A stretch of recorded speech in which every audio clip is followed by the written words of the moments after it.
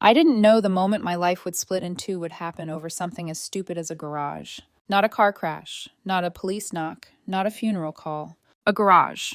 1 second, I was hunched over my artboard, hands smudged with charcoal, trying to finish a deadline that suddenly felt like the only thing I still controlled. The next, I was standing in the doorway with my heart sprinting, while my father, my own father, looked at me like I was the problem he needed to remove.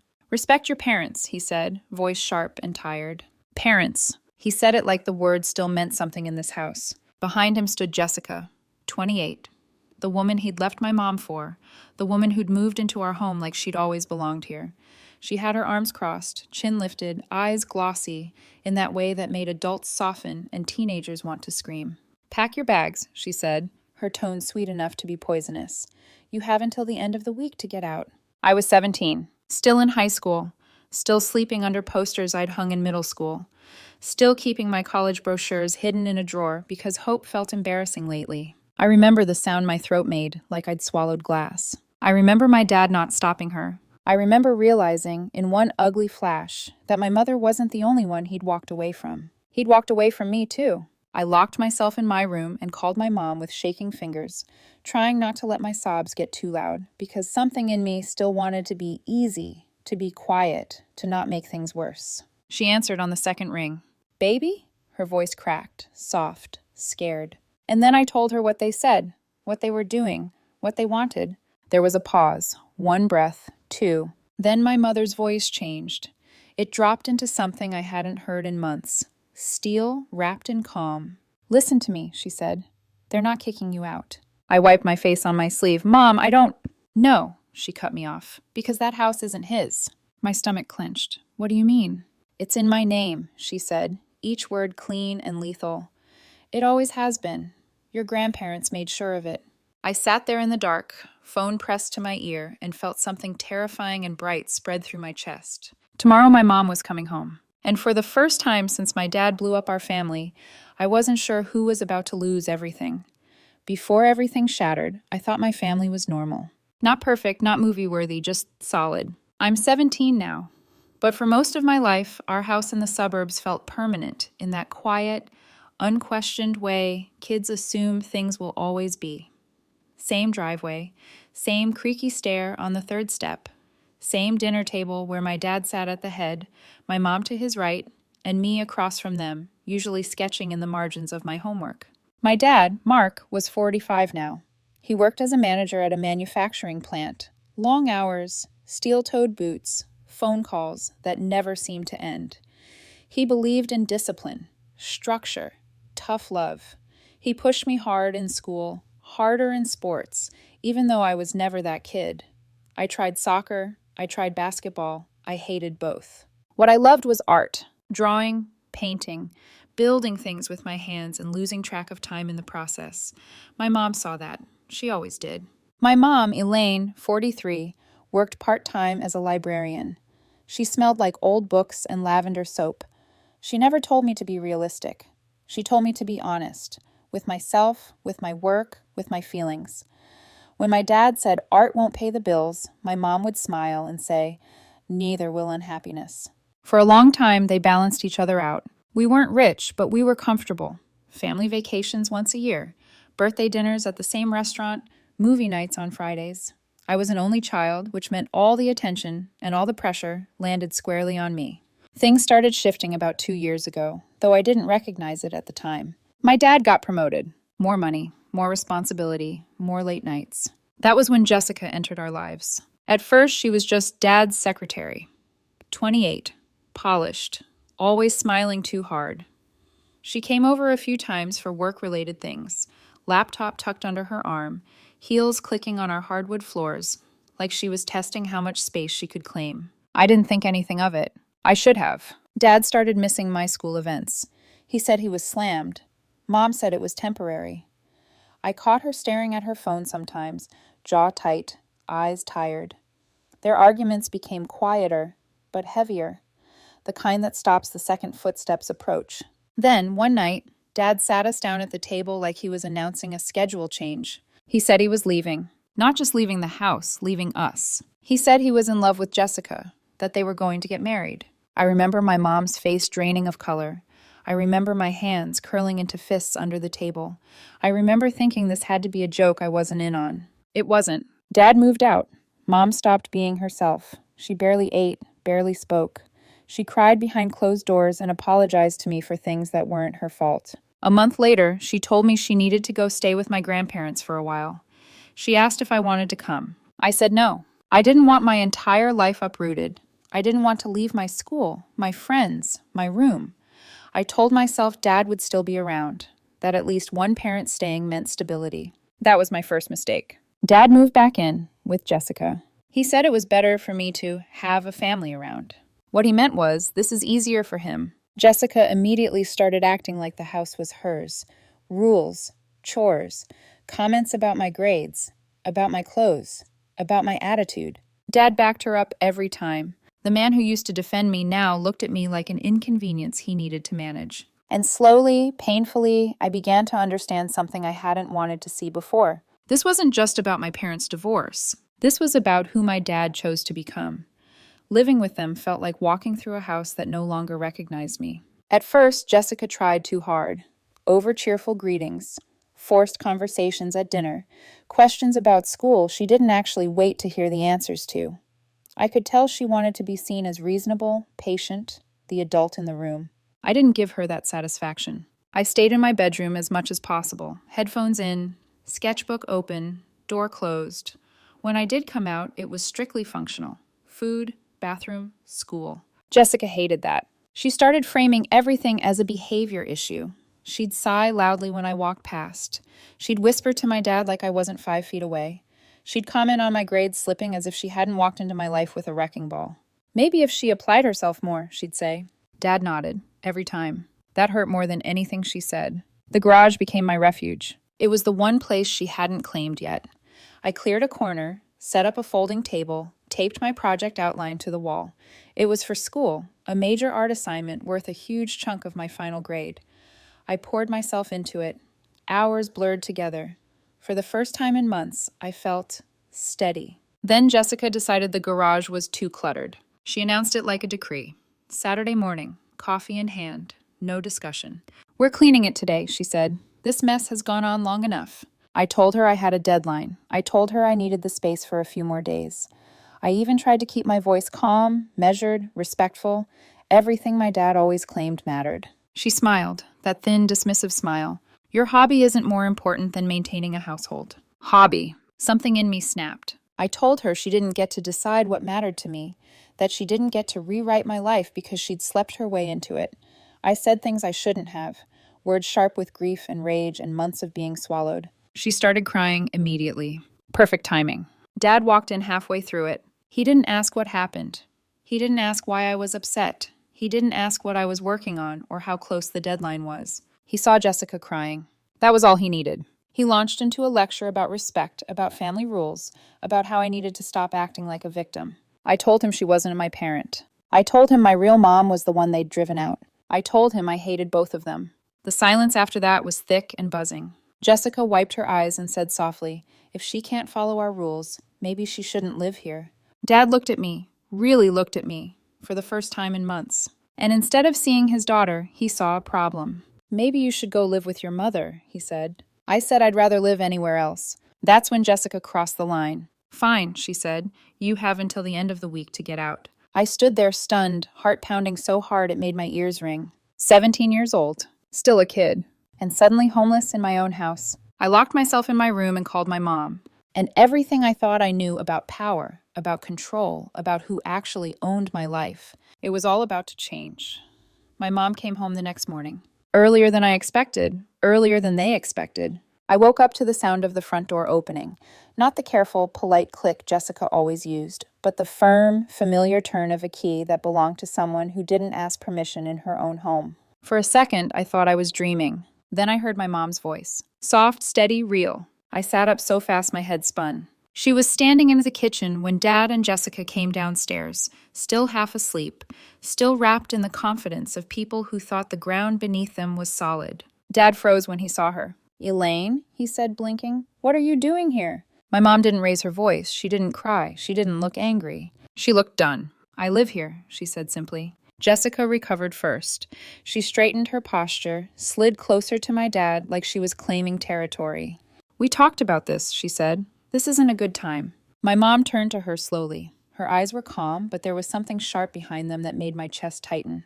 "You don't get to tell me what time is good in my house." Dad laughed nervously. "Come on, this isn't funny. You moved out." "I stayed with my parents," my mom replied. "That's not the same thing." She reached into her bag and pulled out a folder. Thick, neatly organized. She set it on the table and slid a single sheet of paper across the wood. "The deed." My dad picked it up, frowning, scanning it once, then again. His face drained of color. "My name isn't—" He stopped, swallowed. "This has to be a mistake." "It isn't," my mom said. "My parents gifted the house to me when we got married. They put it in my name to make sure I'd always have a place to live." Jessica scoffed. "That can't be legal. He paid the mortgage." "And I paid into the household for decades," my mom said. "That doesn't change ownership." The room felt smaller, tighter. Jessica's voice rose. "You can't just kick us out." My mom tilted her head. "You had no problem kicking my underage daughter out." That landed like a slap. Dad tried a different approach. His voice softened. "Elaine, think about our history here. This is our family home." "It stopped being your family home," my mom said quietly, "the day you chose her over us." Silence. I stood in the doorway, heart racing, watching my dad unravel in real time. "You have 1 week," my mom continued. "I've already spoken to a lawyer." Jessica started crying. Loud, dramatic, messy. Dad paced, threatened legal action, talked about fairness, about rights. None of it worked. By the 3rd day, Jessica packed a bag and left. No goodbye, no apology. Dad stayed quiet after that, smaller, lost. The night before he was supposed to leave, he asked to talk, to both of us. He apologized, said he'd made mistakes, said he hadn't handled things well. My mom listened, then told him apologies didn't erase damage. When he turned to me, eyes wet, and said he loved me, I didn't know what to say. I hugged him, but I didn't forgive him. The next morning, he packed his car and drove away. I watched from the window until he disappeared down the street. The house felt different after that. Quieter, safer, but also heavier, with everything that had been broken. And I knew this wasn't the end. It was just the beginning of figuring out what kind of family we were going to be now. Do you want to continue to part 5, reaction? When the house finally went quiet, the silence didn't feel peaceful. It felt exposed, like when the noise stops after a storm and you're suddenly aware of everything that was damaged. My mom and I sat at the kitchen table long after Dad's car disappeared down the street. Neither of us touched the coffee she'd made.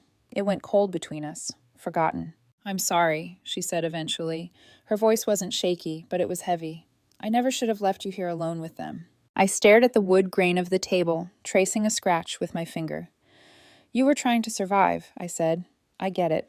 That surprised both of us. She reached across and took my hand, squeezing it like she was making sure I was really there. "I thought keeping him close would protect you," she admitted. "I thought he'd still put you first." I swallowed. So did I. That was the part that hurt the most. Not what Jessica did, but how easily my dad let it happen. For the next few days, we moved around each other carefully, like we were both afraid the wrong word might crack something open we couldn't close again. Mom started unpacking her things, reclaiming drawers, putting books back on shelves like she was stitching herself into the house again. I retreated to my room and tried to finish my art project. Tried. Every time I picked up a pencil, my hands shook. Images of my dad siding with Jessica replayed in my head. His voice. "Respect your parents." The way he didn't even hesitate. I'd thought anger would come first. Instead, it was grief. Grief for the version of my father I thought I had. Grief for the family that used to sit around this table. Grief for the girl I'd been before everything felt fragile. At night, I couldn't sleep. I'd lie awake listening to the house. Every creak, every hum, half expecting someone to barge in and tell me this had all been temporary, that I'd imagined it. One evening, Mom knocked on my door, holding a stack of old photo albums. "Do you want to look through these with me?" she asked. We sat on the bed, flipping through pictures from before the divorce, vacations, birthdays, me on Dad's shoulders at the zoo, Mom smiling at the camera like the world hadn't weighed her down yet. "I don't know how to feel," I admitted. "I'm angry at him. I miss him, and I feel guilty for not missing him enough." Mom nodded. All of that can be true at the same time. School was harder. My grades had slipped, and now teachers were asking questions. Guidance counselors wanted meetings. Everyone seemed to know something had happened, even if they didn't know what. I hated the looks of pity. The garage still smelled like dust and paint, but it didn't feel like refuge anymore. It felt like evidence of how close I'd come to losing everything. A week later, Dad called. I watched the phone ring until it stopped. Then he texted, "I'm sorry. I'm trying to figure things out. I love you." I didn't reply. Not because I hated him, but because I didn't trust myself to say anything without breaking. Mom didn't push me. She never said I had to forgive him or talk to him or understand him. She just kept showing up, making dinner, sitting with me when I couldn't focus, telling me it was okay to feel messy and confused and unfinished. Slowly, something shifted inside me. I stopped blaming myself. I stopped replaying every argument, wondering what I could have done differently. Because the truth was this: I hadn't caused any of it. I was just the one who'd been caught in the middle. And for the first time since everything fell apart, I started to believe that maybe, just maybe, I didn't have to be the one holding everyone together anymore. If the first days after my dad left felt like standing in the aftermath of an explosion, the weeks that followed were about realizing the blast radius was bigger than I thought. Dad didn't disappear. He hovered. At first, it was small things. Texts every few days. Short, careful messages that read like drafts he'd rewritten a dozen times. "How's school? Tell your mom I'm sorry. I miss you." I rarely answered. Not because I wanted to punish him, but because every message felt like a test I didn't know how to pass. If I replied kindly, would that mean everything was okay? If I didn't reply at all, did that make me cruel? Jessica, meanwhile, was very much gone, but her shadow wasn't. I'd hear her name in whispers at school, a friend mentioning she'd seen my dad with some younger woman, someone asking if it was true she'd been my teacher's age. People talked like it was gossip, not my life. Mom tried to shield me, but I could tell she was dealing with her own fallout. Her parents, my grandparents, were furious when they found out how close things had come to me being kicked out. Furious at my dad, and unexpectedly upset with my mom for not telling them sooner how bad things had gotten. "We would have come immediately," my grandmother said over the phone. "You didn't have to handle this alone." That tension added another layer, more conversations, more apologies, more unearthing of old wounds. At school, I started slipping again, not academically this time, but emotionally. I snapped at friends, skipped lunch, got sent to the counselor after a teacher noticed me shaking during a critique presentation.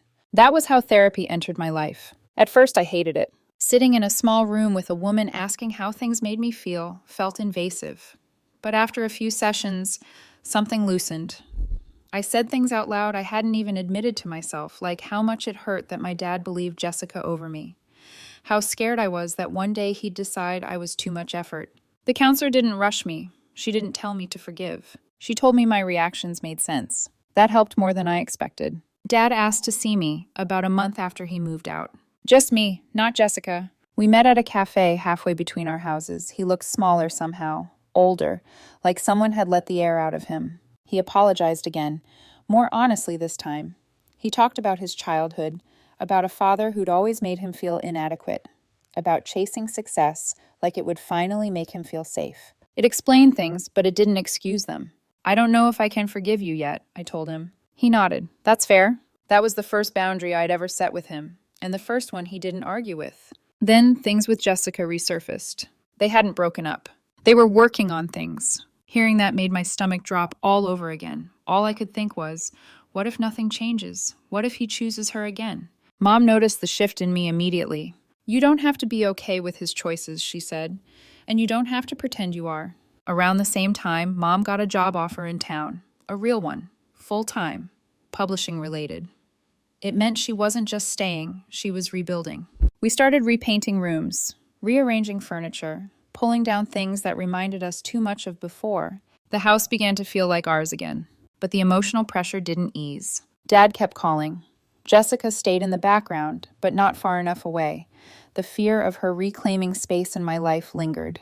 I was trying to grow up fast. College applications, decisions about my future, while still processing the fact that the person I trusted most had failed me. Everything felt like it was moving forward and backwards at the same time. And somewhere in that tension, I realized something unsettling. This wasn't about choosing sides. This was about deciding who I was willing to become in the middle of all this. The lowest point didn't arrive with shouting or slammed doors. It came quietly. It came on a Tuesday night when I sat on my bedroom floor surrounded by half-filled college applications and realized I couldn't picture my future without feeling exhausted. Not scared, not angry, just tired. My dad had called earlier that evening. I hadn't answered. Again. He left a voicemail this time, longer than usual. "I know I don't deserve forgiveness," he said, voice thick, "but I need you to know I'm trying, and I hope someday you'll see that." I listened to it once, then again. Then I dropped my phone on the bed and stared at the ceiling, chest aching in a way that felt heavier than heartbreak. Because the truth was, I did want him to try. I just didn't trust that he wouldn't fail me again. That night, my mom knocked softly and came in without waiting for an answer. She took one look at me sitting there and didn't ask questions. She just sat down beside me on the floor. "I feel like I'm breaking," I said suddenly, the words tumbling out before I could stop them. "Like I'm holding everything together and one more thing will just—" I made a sound instead of finishing the sentence. She pulled me into her arms and held me the way she did when I was little, firm, grounding, unafraid of my weight or my mess. "You don't have to be strong all the time," she said. "You're allowed to fall apart." That made something inside me crack wide open. I cried harder than I had since the divorce. Ugly, gasping sobs that left my throat burning. I cried for the house, for my dad, for the girl I'd been before I learned how conditional love could feel. And then I said the thing I'd been too ashamed to admit. "What if I'm not enough for him?" I whispered. "What if I never was?" My mom pulled back just enough to look me in the eye. "That has never been true," she said fiercely. "His failures are not reflections of your worth." I wanted to believe her. But doubt is sticky. It clings. The next day at school, my guidance counselor pulled me aside and gently asked if I was okay. I stared at her and almost laughed. Define okay. That afternoon, I skipped the garage, skipped my art, skipped the one thing that had always helped me breathe. I went home, lay on my bed, and stared at my phone until my dad's name blurred into a shape I didn't recognize. That was the moment I realized something frightening. If I kept waiting for my father to become who I needed him to be, I might lose myself in the process.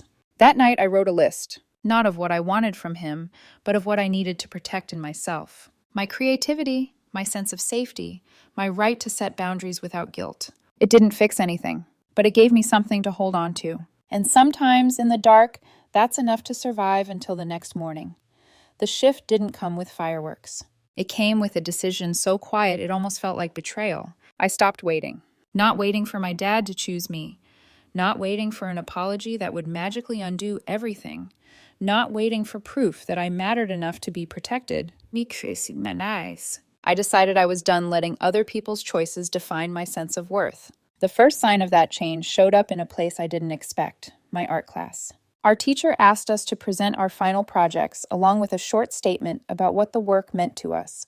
When my turn came, my hand shook as I lifted the piece onto the stand. It was raw, messy, layered with charcoal, paint, and torn paper. I talked about loss, about displacement, about feeling erased inside your own home. I didn't name my family. I didn't have to.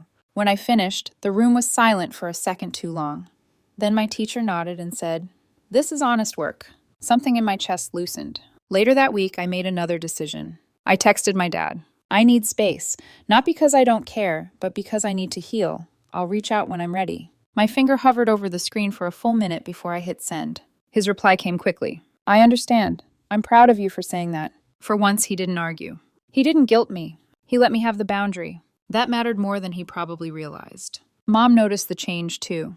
I started sleeping better, laughing more easily, reclaiming the garage, not as an escape, but as a choice. College acceptance letters began to arrive. I was going somewhere 2 hours away, close enough to visit, far enough to breathe. One evening, Mom and I sat on the porch, watching the sun sink behind the houses. "You know," she said carefully, "you don't have to carry everyone else's feelings anymore." I nodded. "I know." And for the first time, I actually believed it. The final turning point came unexpectedly. Dad invited me to my graduation. He didn't assume, he asked. Jessica wasn't mentioned. That boundary, small as it seemed, told me everything I needed to know about whether he was finally listening. Graduation day was awkward, tense, real. Mom sat on one side of the bleachers, Dad on the other. They didn't talk, but they showed up. When my name was called, I felt something unfamiliar swell in my chest. Pride. Not because they were watching, but because I'd survived. Because I'd held my ground. Because I'd learned something most people don't learn until much later. Love without respect isn't love. And I didn't have to accept scraps just because they came from someone who helped create me. The aftermath wasn't loud. There were no dramatic confrontations, no screaming matches, No final, cinematic goodbyes. What happened instead was quieter and somehow more devastating. My dad's life didn't collapse all at once. It eroded. Jessica didn't like boundaries. She didn't like that she wasn't invited to my graduation. She didn't like that my dad stopped forcing me into conversations I wasn't ready for. She especially didn't like that my mom no longer flinched at the sound of her name. Their relationship began to strain under the weight of consequences. I heard about it secondhand, through mutual acquaintances, through awkward pauses in my dad's voice when he tried not to overshare. "She says you've turned me against her," he admitted once, "that I'm choosing you and your mother over her." I didn't respond, because the truth was simple. Choosing your child isn't betrayal. It's the bare minimum. Jessica eventually moved out, again. This time for good. She didn't leave quietly. She accused my dad of weakness, of being manipulated, of ruining her future. But the difference now was that he didn't chase after her.